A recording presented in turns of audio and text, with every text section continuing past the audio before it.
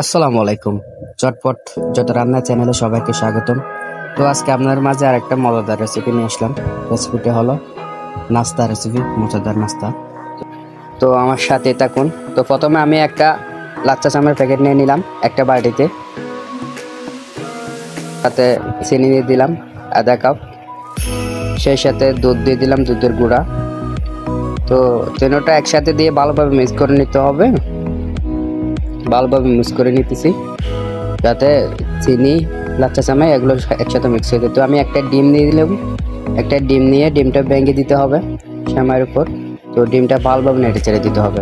তো এখন হাতের সাহায্যে ভালোভাবে মিক্স করে নেব, কারণ চামচের সাহায্যে তো আর মিক্স করা যাবে না। সেই জন্য আমি ভালোভাবে হাতের সাহায্যে মিক্স করে নিলাম। দেখেন এখন কিন্তু মিক্স হয়ে গেছে হালকা হালকা, দেখেন সফট। তো আমি একটা ডাকনা নিয়ে নিলাম, এটা কর্নফ্লাওয়ারের ডাকনা। তো আপনারা চাইলে ছোট একটা বাটি ইউজ করতে পারেন, সমস্যা নেই। তো আমি কিছু চামচ নিয়ে ভালোভাবে করে দিয়ে দিলাম। তো দেখেন এরপরে এখানে হাতে নিতে হবে। আপনি চাইলে অন্য কোনো জায়গায় নিতে পারেন। তো এরকম সুন্দর করে আসলে,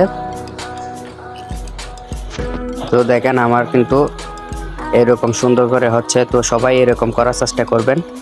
তো আমি আস্তে আস্তে একটা একটা করে সবগুলো করে নেব, শেষ করে নেব। দেখেন কত সুন্দর হয়েছে।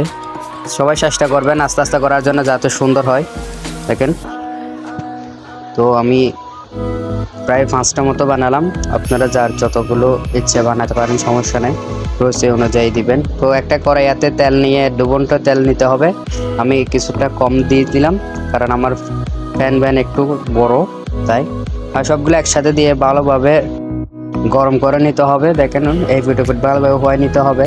এক সাইডে লাল হয়ে গেলে তারপর অন্য সাইড উল্টাই দিতে হবে। তো আমার এক সাইড লাল হয়ে গেছে, সেজন্য আমি উল্টাই দিলাম। কাঁটা চামচের সাহায্যে করলে কিন্তু বেশি ভালো। তো দেখেন দেখতে সুন্দর লাগতেছে।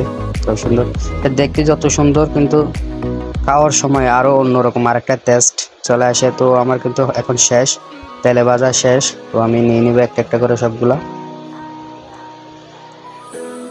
একবার যাকে খাওয়াইছেন সে আপনার তারিফ করবে সব সময়, কারণ সে অসাধারণ একটা মজাদার রেসিপি এই নাস্তাটা।